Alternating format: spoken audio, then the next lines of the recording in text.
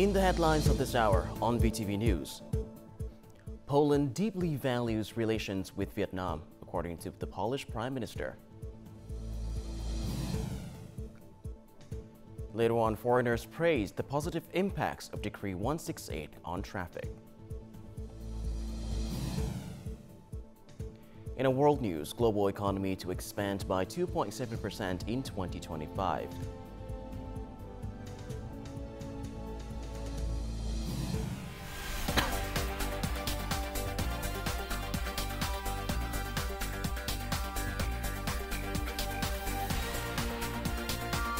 Broadcasting from Hanoi, the capital of Vietnam. VTV News starts right now. Good morning. It is currently 8 a.m. local time and you're tuning in to 30 minutes of VTV News. I'm Dylan Lei with the latest updates. Now, Prime Minister Phie and his Polish counterpart Donald Tusk held a joint press conference on Thursday during the Vietnamese leader's official visit to Poland. Following successful bilateral talks, both countries committed to strengthening cooperation across various fields. At the press conference, Polish Prime Minister Donald Tusk welcomed Vietnamese Prime Minister Phie's visit, which coincides with the 75th anniversary of diplomatic relations between Poland and Vietnam. Poland deeply values this long-standing and trusted partnership. Vietnam has impressed the world with its remarkable economic achievements. We acknowledge the country's challenging post-war starting point and years of reform. Vietnam's successes are truly extraordinary. Both nations are committed to strengthening cooperation across various sectors, including economy, trade, investment, culture, and defense. Additionally, we aim to help expedite the ratification of the EU-Vietnam Investment Protection Agreement. Despite the complexities and challenges in the world today, the core values and deep bonds between our two peoples remain strong. Not only do these ties endure, but they will continue to grow deeper and more comprehensive. We are optimistic that upcoming discussions will lead to meaningful outcomes, enhancing cooperation and advancing the partnership between Poland and Vietnam to even greater heights.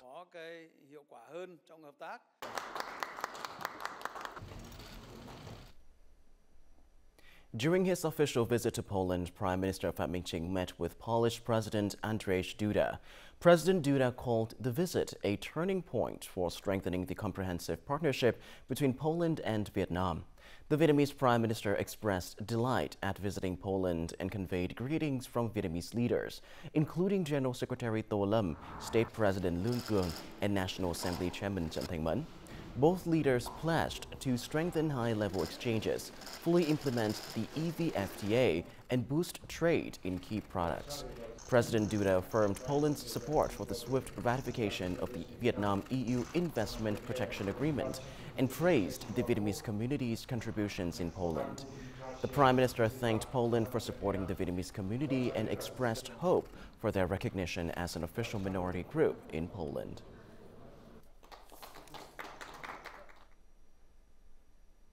On Friday afternoon, Vietnam time, Prime Minister Phie met with the leaders of several leading Polish corporations in the fields of pharmaceuticals, biotechnology, and aviation.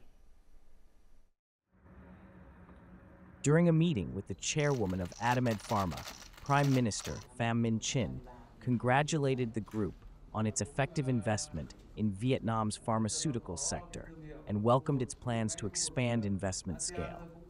The group's leader highly appreciated Vietnam's remarkable development and expressed gratitude for the active support from the government and local authorities during its operations. The Prime Minister suggested that AdamEd enhance production for both domestic healthcare and exports, expand investment and transfer technology to Vietnam.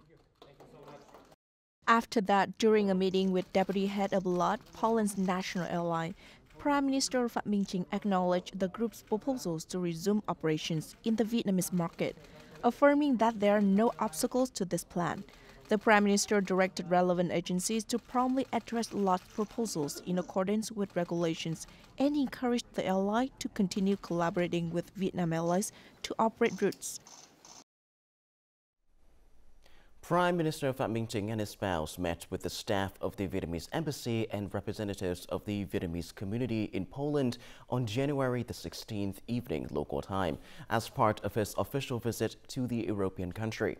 Conveying warm greetings and best wishes from leaders of the party and state to the Vietnamese community in Poland, the Prime Minister expressed his pride in the development and strength of the community. He extended his deep gratitude to the overseas Vietnamese in Poland for their contributions in building the homeland and fostering the relations between the two countries.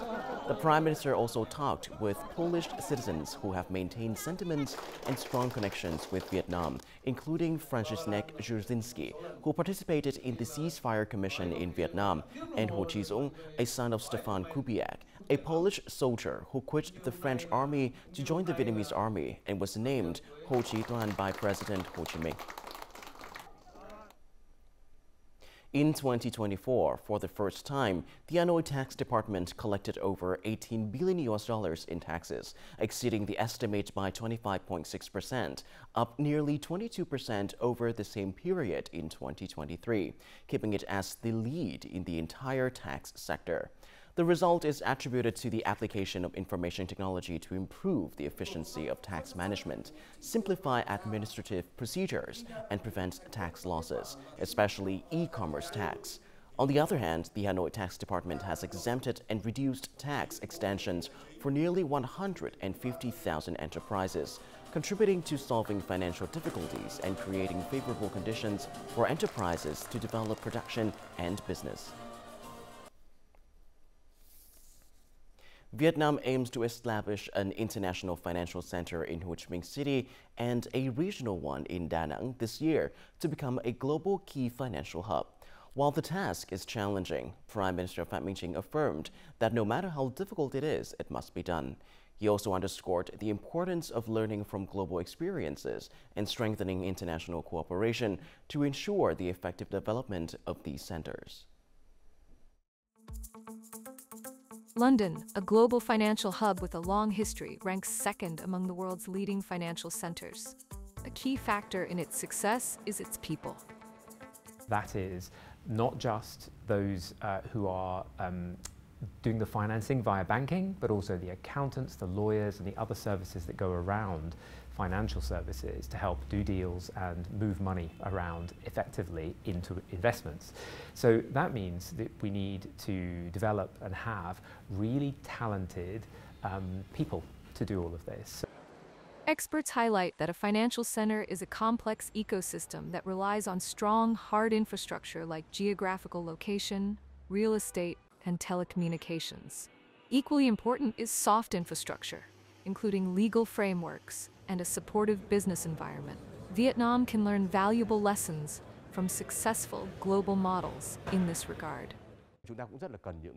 Vietnam needs legal regulations for mechanisms like a sandbox for new financial products. The current process requires startups to navigate management by numerous ministries and agencies. Simplifying this system could help Vietnam achieve success comparable to Dubai and other leading models. Whether it's Singapore or Abu Dhabi or even sort of London or New York, I think that the key is creating the correct framework for investors to be comfortable to invest and for the participants to be able to access the market and access the various instruments that they want to access in a regulated and safe way. The Ministry of Planning and Investment highlighted Vietnam's economic factors and advantages required for new financial centers to compete on the global stage. Its strategic location at a global shipping crossroads and its different time zone from the world's largest financial centers offer a unique advantage in attracting capital.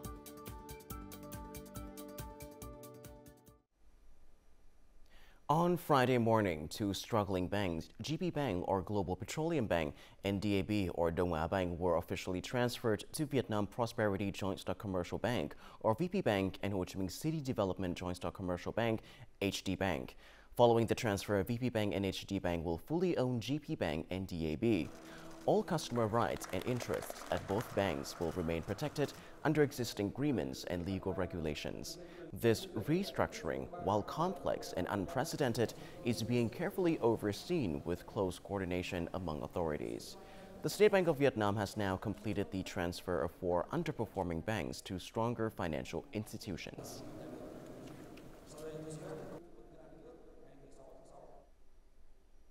In Phie, to enhance the value of lobster products and build consumer trust, the fisheries sector has piloted the implementation of traceability task.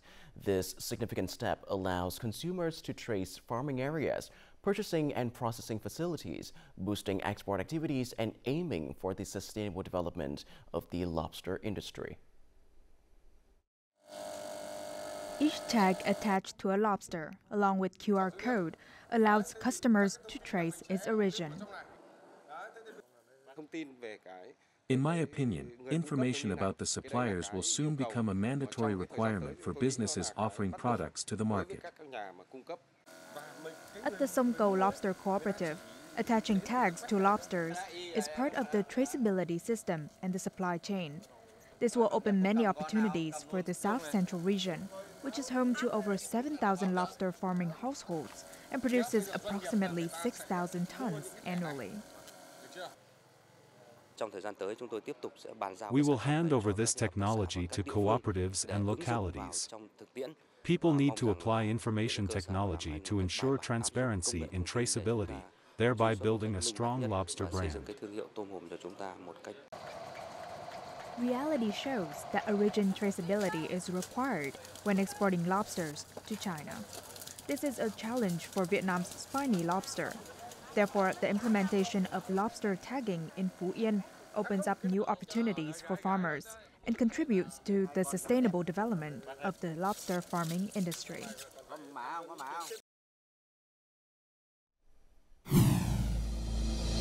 Coming up next on VTV News. Foreigners praise the positive impacts of Decree 168 on traffic. Later on, community tourism improves the lives of Lai Châu ethnic people.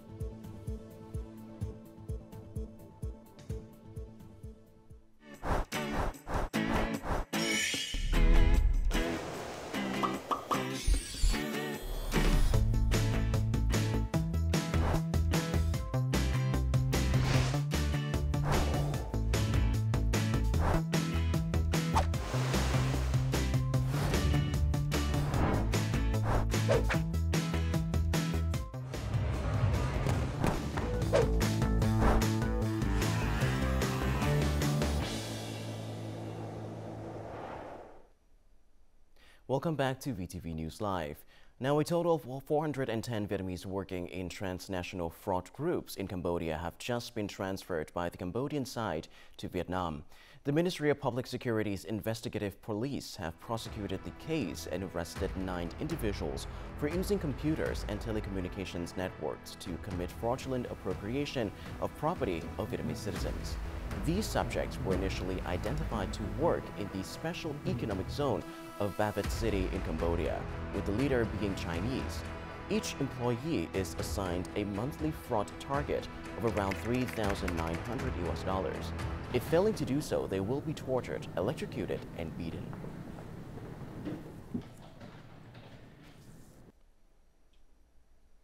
The scale and tactics of human trafficking constantly evolve, requiring new and more flexible approaches. Therefore, adjustments in policy planning are necessary to promptly address emerging challenges posed by human trafficking.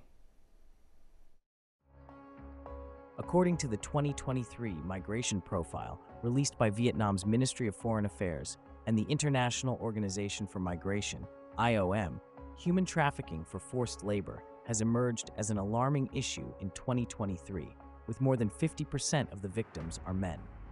Common destinations include Cambodia, Laos, and Myanmar. Previously, victims were often from ethnic communities, but now there is a noticeable increase in victims from lowland areas, including cases with master's degrees and stable jobs who are deceived into working abroad. We should raise awareness about trafficking to a broader audience and strictly handle these crimes. Technology has become a powerful tool for traffickers. Human trafficking is increasingly well organized, making detection and dismantling efforts more challenging. Improving access for low-skilled workers to essential skills such as digital, soft, job application, and entrepreneurial skills. In partnership with relevant Vietnam government and Microsoft, IOM developed the e-learning platform congdanso.edu.vn, benefiting over 13,000 Vietnamese learners.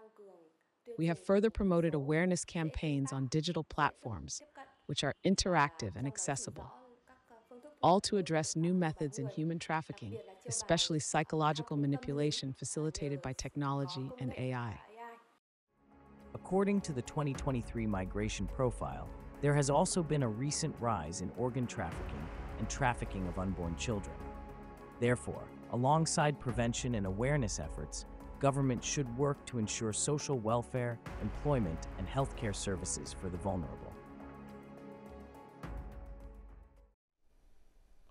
In just over 2 weeks since it came into effect, Decree 168, which enforces regulating administrative sanctions for road traffic violations, has made a swift impact.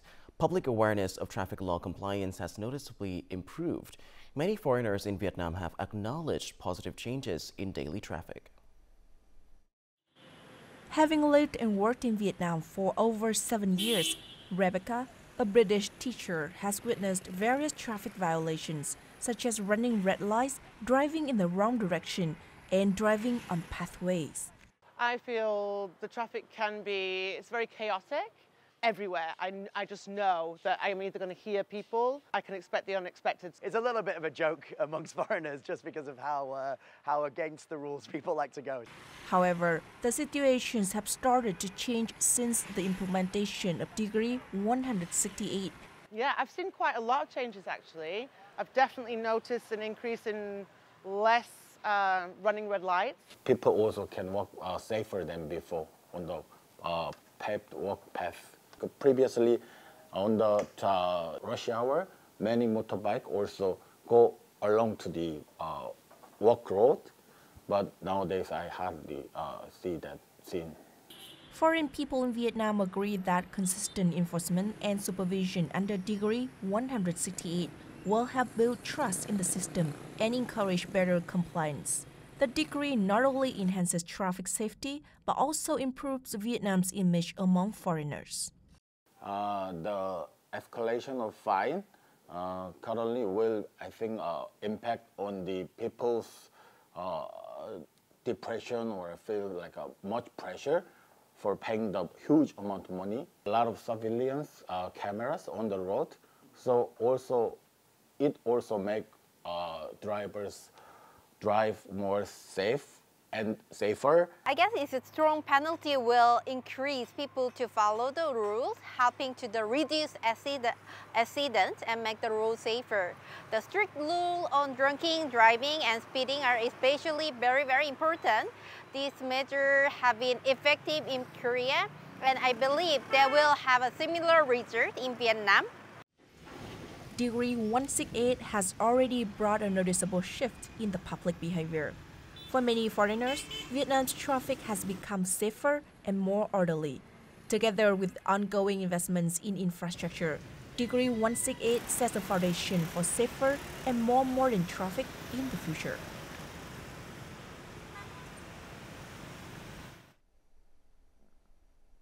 Hoa Binh Province on Friday inaugurated a number of key cultural and tourism projects.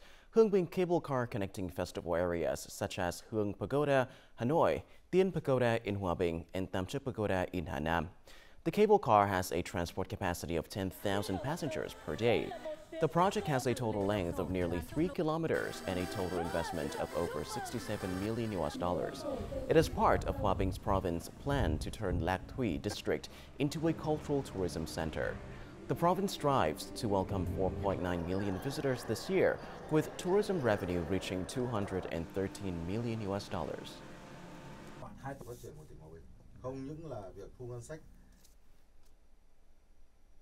Known as the land of high mountains, Lai Châu Province is also home to 20 ethnic groups, With this advantage, Lai Châu province has great potential for developing community tourism. As a result, the province tourism industry has focused on planning and building community tourism, which helps improve people's lives. Located at an altitude of nearly 1,500 meters, Si Thâu Chai village was transformed into a community tourism village since 2017. As one of the pioneers, Phan A Bao's family borrowed capital and developed a homestay model. With the support of the local authorities, his family's life has gradually improved. Previously, my family was in a very difficult situation. Building this homestay has improved our lives greatly. I can earn $1,100 per month. The local authorities also provided money for me to renovate my house. From the initial success, Pao actively encouraged Dao people in the area to participate in community tourism. Up to now, 15 Dao households have followed his model. Visitors to the village can experience traditional herbal baths, trek to Bu Talang mountain peak. This is the first time I have come here. I feel peaceful. People are very kind. Cultural identity is very unique. The architecture is beautiful while facilities are convenient and clean. Everyone should come at least once in their life. The village has 62 households, some of which are still registering to build and complete the infrastructure. The homestays are originally made following traditional earthen houses or wooden houses. In addition to developing tourism, the houses and their decor are also a way the Dao people preserve their cultural beauty. Si Thâu Chai is one of the 13 villages in Lai Châu recognized as a provincial-level community tourism destination. In 2024, Lai Châu province welcomed over 1,359,000 visitors, with revenue estimated to increase by over 38.3% over the same period in 2023. With a strategy of linking tourism development with preserving national identity, Lai Châu is rising to become an ideal destination. Coming up next in our world news. Global economy to expand by 2.7% in 2025 and 2026, according to World Bank. And later on, Australian company produces recycled plastic bed.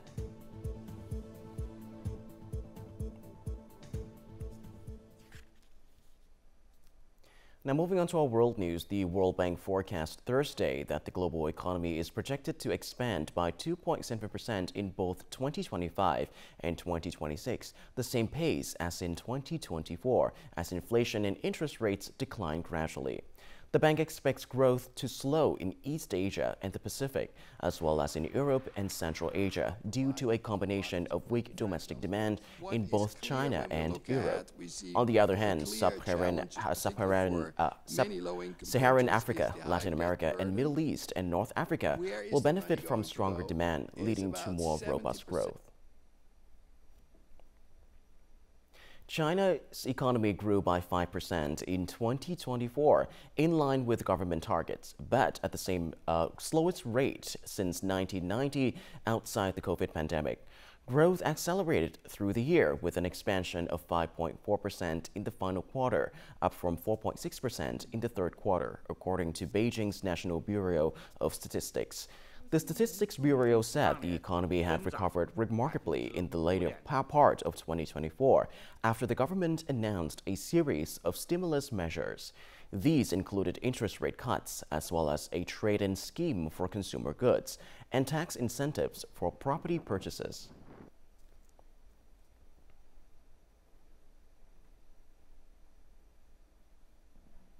Hospitals in Belgium are overwhelmed due to a surge in seasonal flu patients. Emergency departments in Brussels, Wallonia, and Flanders are all overcrowded. One of the reasons is that instead of going to their family doctor or treating themselves at home, more people with flu symptoms are going directly to hospitals. Belgian health officials stress that it is extremely important for people to comply with flu prevention measures, such as vaccination, wearing masks, and seeing a doctor at the primary care level at this time. Close coordination between family doctors, health facilities, and the community is crucial to reducing the burden on hospitals and preventing the spread of the flu.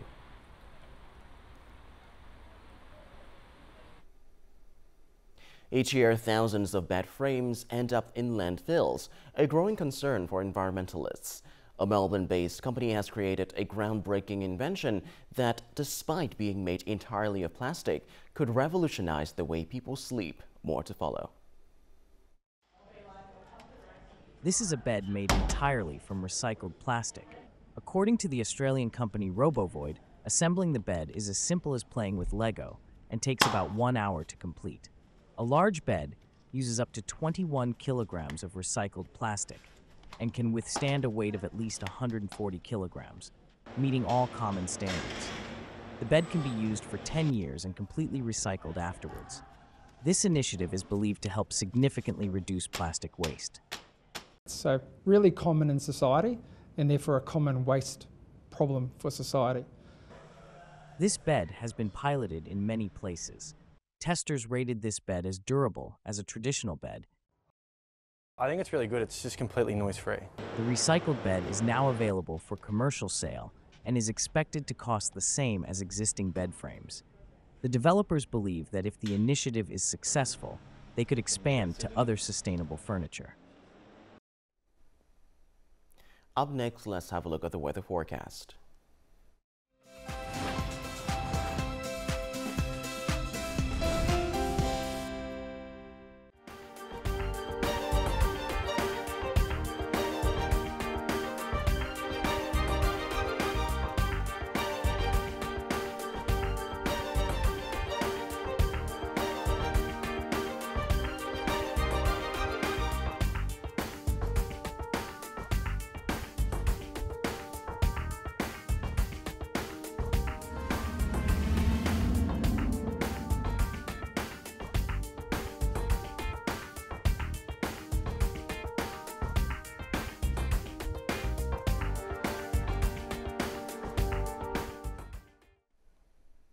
And that is all that we have for this hour on VTV News. To rewatch our program, you can visit our website or YouTube channel or download a mobile app VTVgo for more. Thank you for watching and goodbye for now.